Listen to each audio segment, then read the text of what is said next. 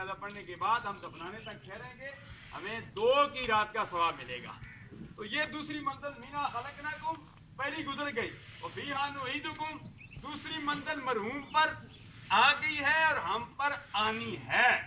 और तीसरी मंजिल वमिनहा नुखरिजुकुम तारतन उखरा, फरमाया तुम्हें इसी मिट्टी से, इसी कब्र से दोबारा उठाया जाएगा। जब अल्लाह तबारक व तआला की बारगाह में बंदे हाजिर होंगे क़यामत के दिन, तो सबको कब्रों से उठाया जाएगा।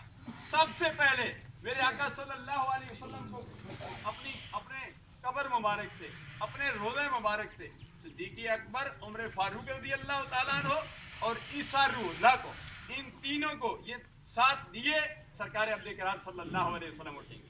यानी ये 4 सबसे पहले, उसके बाद तमाम कायनात, हर बंदा जिसको जला दिया जाएगा, जो जिसको जैसे भी जिसके साथ किया गया उसको जिंदा किया जाएगा। ये अल्लाह तबारक व तआला की कुदरत है। अल्लाह तबारक व तआला इस चीज़ पर कादिर है, अल्लाह ऐसे कर सकता है, और अल्लाह तबारक व तआला ने ऐसे किया, दुनिया वालों को बताया भी है। आप तीसरा पारा पढ़िए, अल्लाह तबारक व तआला ने बताया भी है। इस किस्म की कई मिसालें कुरान मजीद फुरकान हमीद में मौजूद हैं।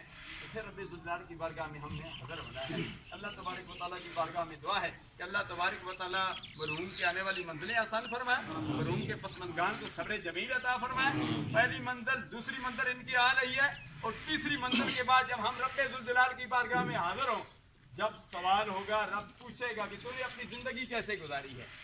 खलकल मौत वल हयात लियब्लुवकुम अय्युकुम अहसनु अमला, हमने तो मौत और हयात को इसलिए पैदा किया ताकि तुम्हें